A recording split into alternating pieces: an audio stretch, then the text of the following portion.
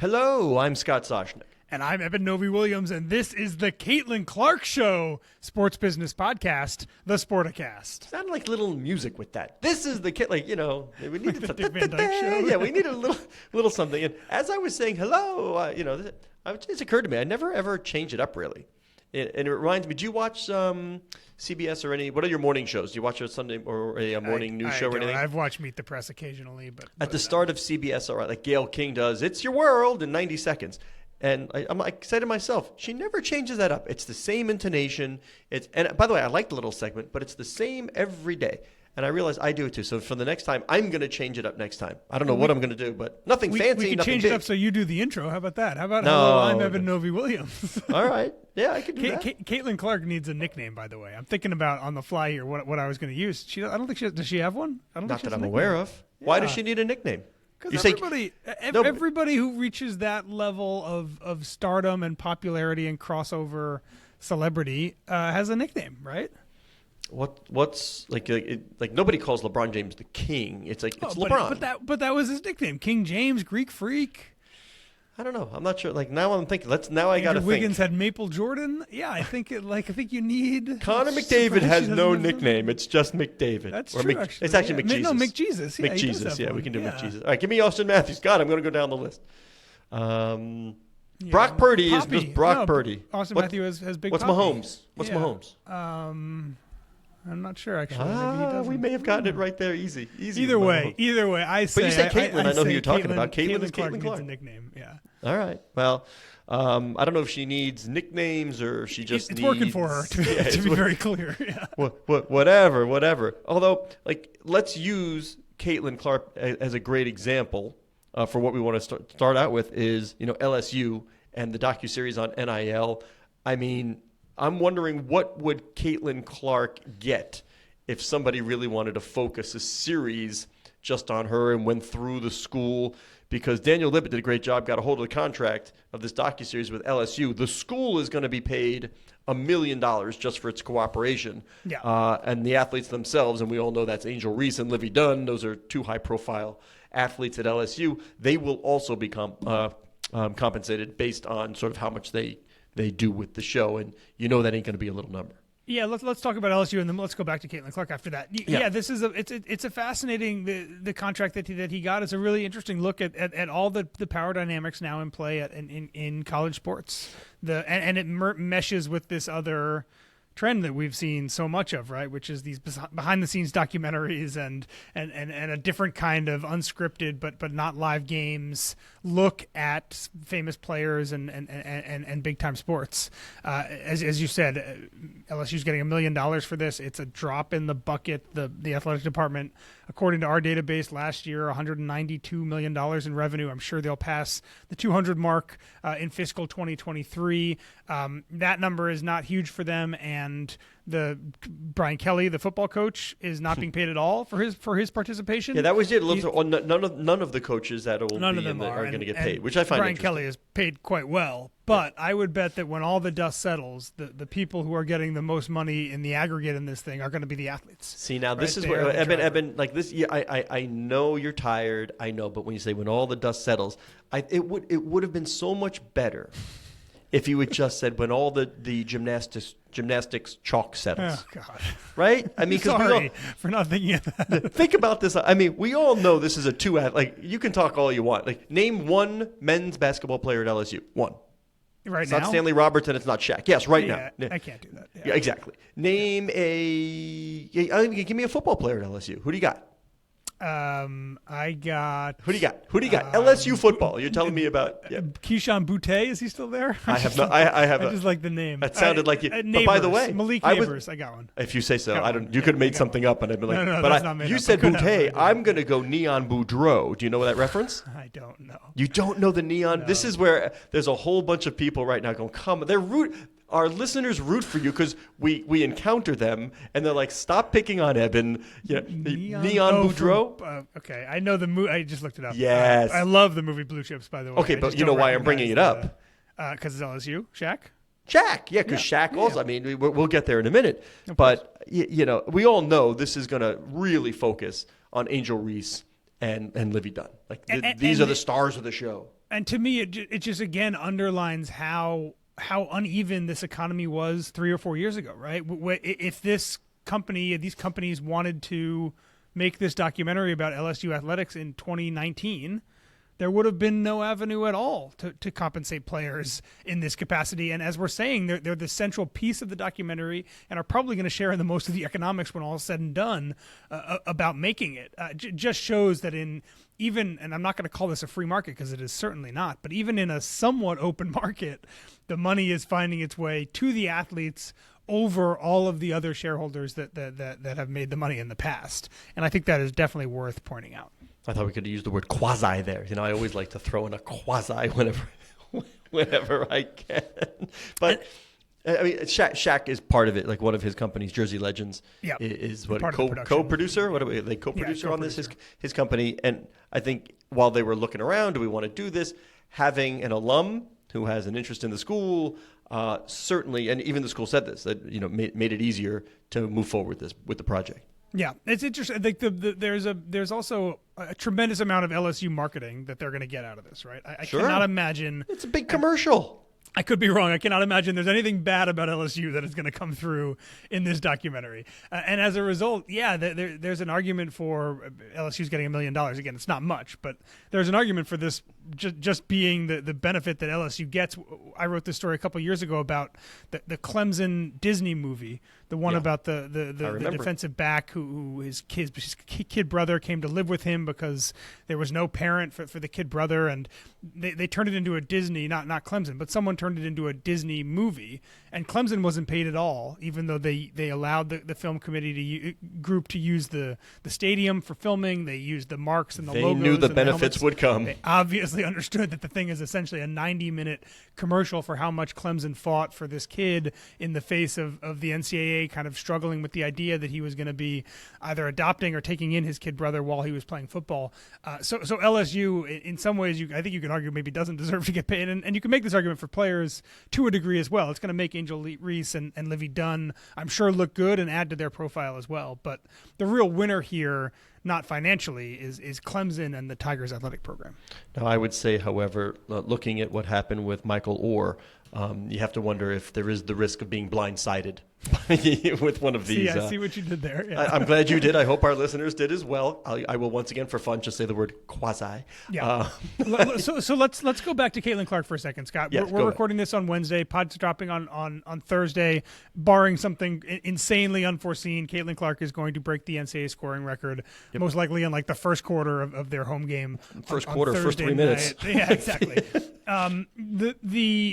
She's been the best player, one of the best players in college basketball for a few years now, but the commercial buzz around Caitlin Clark right now it's astounding. From betting, from the ticket market in places where she just played at Nebraska. They had their first sellout game ever in that facility. They played at Maryland, first sellout game for Maryland.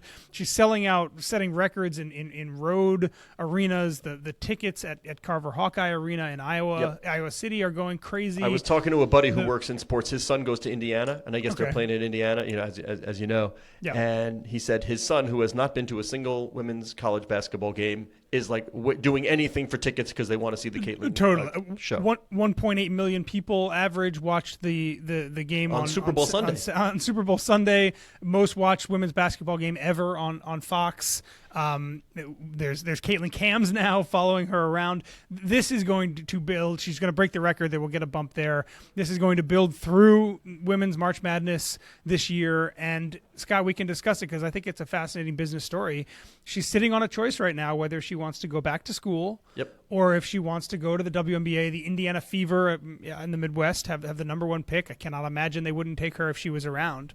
But tying back into the NIL conversation. Can you imagine with the number one pick in the WNBA draft, Indiana Fever selects somebody else's name? The team that is number 2, you just see them high-fiving in the conference room or whatever. But yeah, I think there's at least an argument to be made, and I think we should probably storify this in some form at Sportico. But the calculus between you can argue, I think, very easily that what she's doing at Iowa right now is a bigger platform than she will have in the WNBA next year. Yep. From a viewership standpoint, from all the things that we're talking about.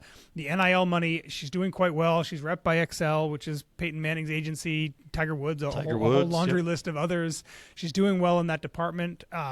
But yeah, it's a really interesting question that you don't see often on the men's side about how not just the money side, but how big is your impact as a professional athlete versus the impact you're having as a very phenomenal college athlete. And she's going to have to make that choice, and it's going to be really interesting, I think, to see where she nets out. Doesn't Caitlin have a deal with Omaha? Peyton Manning's Omaha production. Yeah. So you can see how it all. Are we triangulating right now? I think we may be.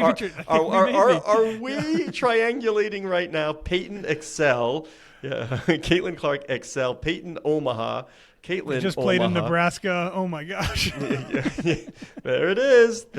Somehow the only thing we couldn't bring in was Warren Buffett. Like I guarantee you, Warren Buffett has met with Caitlin Clark, and somehow she would not shock me. Yeah, somehow she's a Berkshire Hathaway shareholder. It's just I don't know how to quantify like what she can earn as a college athlete versus. I mean, you can't just look at like okay, she gets paid a salary in the WNBA and. You said from a promotional platform, you'd have to argue that the college game in Iowa, what she's doing right now, will give her way more national TV appearances. But if I'm Kathy Engelbert and I'm at the WNBA, what's my best argument to tell Caitlin Clark? Like, or is it you don't make an argument? You're like, all right, we wait a year. Just let the legend grow. Let it become Jordan-esque. And just let it grow in the college game. And I mean, they have a ready-made star. That is one of the big deals about making kids go to college, even for 1 year, that David Stern used to point to, like the value to the NBA, that they didn't have to do anything to market these players. Like you go to high school, I mean, Kobe was a little bit different, but once you play 1 year of college basketball, especially if you're a megastar and you qualify for the NCAA tournament, I will give you the perfect example in Carmelo Anthony, wins the national championship as a freshman at Syracuse, comes into the NBA as a big name, household name. NBA didn't have to spend a nickel on marketing Carmelo Anthony. It is the exact same with Caitlin Clark now in the WNBA. People will want to see her. Do you think that there's a lot more tension on, rightfully so, on women's college basketball and women's sports now? There's more investment going into it, networks, media. I said women's March Madness coming up because for one of the first times the women's tournament is allowed to use March Madness. There's a lot more infrastructure and investment and eyeballs around women's basketball. Caitlin Clark is obviously tremendously talented. I'm not taking anything away from that. How much of what the kind of the hysteria we're seeing around her do you think is a product of the changing viewpoints and investment in women's basketball, or do you think this would have been exactly the same if she had been 5 years younger and was a star at Iowa in 2018? Don't believe you can look at anything in a vacuum. Like the atmosphere surrounding women's sports, and the important thing. What if advocates for women's sports said all the time? You'd hear some Cro-Magnon say, nobody watches women's sports. Yeah. Okay, are we comparing apples to apples? Is the championship game on an over-the-air network in prime time? Or was it on a cable network at 9 p.m.? Like, you'd never have but all of a sudden, you're starting to see the even comparison on a real, a broadcast network or an ESPN on the mothership at a primetime time or at the same time, and you're seeing audiences for the women's game explode. So, I mean, which led to what? Not sure. Is it Caitlin's talent leading to people wanting to see it more so they put it on? Or was there a desire, you know what? Let's even the playing field and see what we got here. Let's really see if increased marketing, increased expenditure really does result in the numbers growing. And I would say it's more towards that way. That you had to get it on an even playing field for this explosion to happen, and then all of a sudden an uber talented player like Angel Reese, like Caitlin Clark, they can let them show the personality, let them show their skill on the same plane, and you get megastars. Agreed. So let's transition to stay in college sports. A big piece of media news in college sports, according to The Athletic, the college football playoff nearing a 6-year extension with ESPN and only ESPN. $7.8 billion, $1.3 billion per year. Again, this is the expanded college football playoff.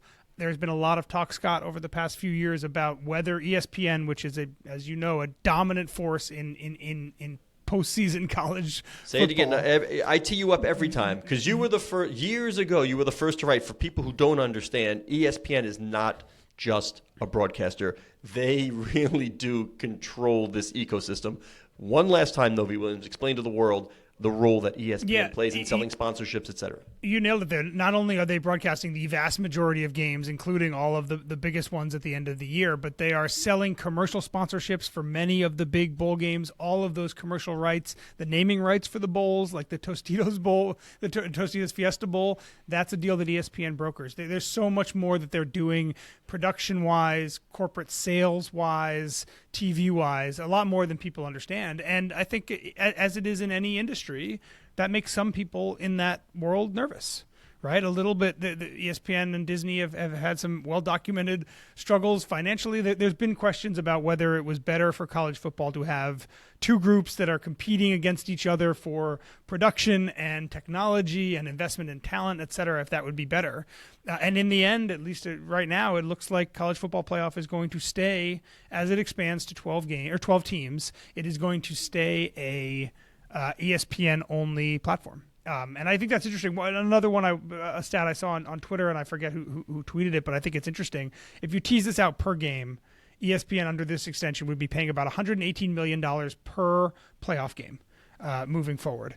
The NFL Amazon deal, according to John Arand and Puck, it was $125 million for that one streaming exclusive NFL playoff game. So pretty comparable there, 118 to 125 in terms of the value of each college football playoff game under the new system to ESPN and the value of, to Amazon, an exclusive NFL playoff game as well. Well, have you heard the adage in SEC country, they say there's only two seasons? Do you know what the two seasons are? Football season and football off season? Close. There's football season and there's spring football season. Spring football season. That's exactly it. And this is why. I mean, when you talk about the aggregation of eyeballs, you don't look at the college space as sort of one game, right? You look at this combination of windows and how many people watch and how much sponsorship goes into it. And obviously the eyeballs are there. It's a premier property. There's the NFL, professional football. And then, I mean, what are we calling it now? Is it? Do I get to use the quasi, qualifier again? Is this junior professional football? What are we talking about college football now? I think just call it professional. If you're looking at it from the metrics and all of the data points that you would qualify professional the NFL on, sponsorship, media, it certainly belongs on that same plane. Yeah, and we're seeing the dollar figures obviously to match that. The last deal, the ESPN college football playoff deal that's currently underway, was signed way back when the college football playoff started, Scott. It was more than a decade ago. And college football was obviously a big deal back then, but I don't think it had reached the kind of cemented status of the second or maybe third most valuable sport on U.S. television. So if you looked at it as a collection, we're seeing big jumps there as well. Yeah, I think people, but back in the day, even if you looked at it as a collection, people were looking at this as the sort of like the number two property to have. Yeah. And again, the NCAA, which argued for so long that if athletes got paid in any way, it would diminish the value of college sports or the fan fervor for it. All the numbers that we see, athletic department specific that we're collecting right now for media rights for top tier conferences and the college football playoff, everything indicates that college sports has never been more popular or more valuable commercially. And it was also going to ruin women's sports. Remember, which begs the question: Oops. With all of the money sloshing around, when do the professional money makers come in? We have FSU utilizing JP Morgan to bring in some private equity to accelerate their departure from the ACC, where they can go really get some more money in one of the biggies, the Big Ten or the SEC. You and I would not be surprised if in the very near future, the conversations between some private equity firms and the conferences yield some sort of tangible result. We'll stay on that. But by the way, are you wearing an Intuit Dome shirt? I am wearing. It's a very comfortable fabric. I think I have that one. It's a very comfortable fabric. We got this from the Clippers when I was out there I guess for the Super Bowl in LA, right? We swung over just down the street to see where the early construction had been on the Intuit Dome. This was sitting in my parents' closet, and I was down there this weekend, so I ended up pulling it out. Yeah, it's a great sweatshirt. I only bring it up because the Intuit Dome was awarded an NBA All-Star game in the near future. Yep. And we do have an NBA All-Star game coming up this week. Thank you very much. You didn't see the obvious. That wasn't obvious. You had to work a little bit, but I got you there. The basketball world will be bringing itself to Indianapolis, home of lots of basketball, Hoosiers and the like. I love, me, I love the Technology Summit. Kudos to David Stern for starting the Tech Summit, Adam Silver for continuing it. It is one of the best gatherings of the year where the NBA and a lot of its partners bring their high-level executives. And I believe, was it last year in Salt Lake City where we saw the Shaq 3D hologram, and it's just cutting edge stuff. And you got to remember, I believe it last year's, I'm not going to say who it was, but one of the owners said sports leagues have got to really now add to their line items for research and development. You've got to add to R&D. The NBA has a technology group here. They spend tons on R&D. It's an investment they have to make. You just have to invest in this stuff to understand and to present the game in a way that the future fan wants it. The NBA, I think, of all the leagues, I think you would probably agree, has done the best job in that regard, I think, trying things. And the All-Star Game is a perfect example of it. Every year it seems like there's at least one piece of interesting, faraway futuristic technology that Adam Silver, like David Stern did before him, will get on stage and talk about. And some of them hit, and some of them are really big and innovative, and you see the impact, and other ones don't. We've had in the past few years the AR experience where you can put yourself into a game and watch it that way as an avatar. We saw the changing jersey that could change from away to home or player's name on the back, depending on what it was. There's been a lot of VR stuff. This year we're going to see, not for the game itself, but for the skills competition, the LED court. The court with the glass on top where they can change and put different designs underneath it. It would not shock me if there was an NBA game on that court. It's sort of like the small screen experience, but literally on the court. Stats, social, everything. It's like watching your other screens while the game is in there or stepping on it on the court. If I were a betting man, there would be a LED ball or something like that at some point soon. Just it's the one part of the game they haven't really iterated on yet. And some of these things, again, are successful and some aren't. And when they're successful, they also don't need to be successful for that long. Doesn't have to be a commercial venture right away either. You're just sort of testing things out. Exactly. And the NBA Top Shot, I think, is a very good example of it. Was the fervor was short-lived, but only one league in the U.S. got to capture it. Right? By the time the NFL tried to get involved, by the time MLS and all the other leagues that cut their own deals, either with Dapper or somebody else, by the time they got into it, the moment had essentially passed. We'll see if it comes back. But the NBA actually did for that maybe 6 months where Top Shot was incredibly hot, see and reap the benefits of that product. So again, it doesn't need to change the game forever, but when things get hot, if you are at least semi-prepared for it, or if you've played around with it to start, you at least get that first mover benefit. I think Top Shot is a really easy example of that. Well, speaking of things getting hot, have you ever tried the VR in sort of the athletic training? Have you done any of that? I haven't, no. None of the baseball pitching and stuff like that. All right, well, I did the Sense Arena for goalies, NHL goalies, just for fun, whatever. I was there. They're like, "You want to try this?" I'm like, "Sure, whatever." I can't tell you how cool it was. I mean, you're putting on the equipment, you're holding things. One time, I felt really bad. I went to make a blocker save, and I literally threw the controller. I was like, "Oh my God, did I just break the whole system? I'm so sorry." Don't worry, it happens all the time. But the funniest part is, I'm sweating. My legs are weak. I'm spent. I'm not you. I'm not an ultra marathoner. I'm totally spent. So when we finish up and I'm looking at the stats and everything, I was like, "So how long ago? 15 minutes?" They were like, 4. I was like, that was, but you're tracking the puck, so you're going left and right. You're moving, just pushing up, down. I'm like, that was 4 minutes. I'm exhausted. So anyway, I mean, that means nothing, but what the heck? I thought I'd bring it up. But NBA All-Star, I love the idea that we're going to see Steph Curry going straight up against Sabrina Ionescu in a three-point shooting contest. This is the kind of stuff that you have to change. You have to make it interesting. These things get stale pretty quickly. Like even immediately, even dunk contest stuff, you got to figure out how do you keep it fresh? How do you keep it interesting? I love the idea that, Sabrina had that moment where she buried whatever in whatever competition she was that the WNBA All-Star? I'm not sure. But she just buried like almost every shot, and then Steph commented on it, and then that blew up. So why not put them head to head? Great idea. Yeah, and to illustrate your point about how stale things can get, I bet they won't do this exact format next year because it will feel stale after having done it once. I had an idea, it kind of shocked me, thinking about the NHL All-Star Game, which we discussed a few weeks ago, how successful that skills competition was with a smaller concentration of the best players in the world with a big prize at the end.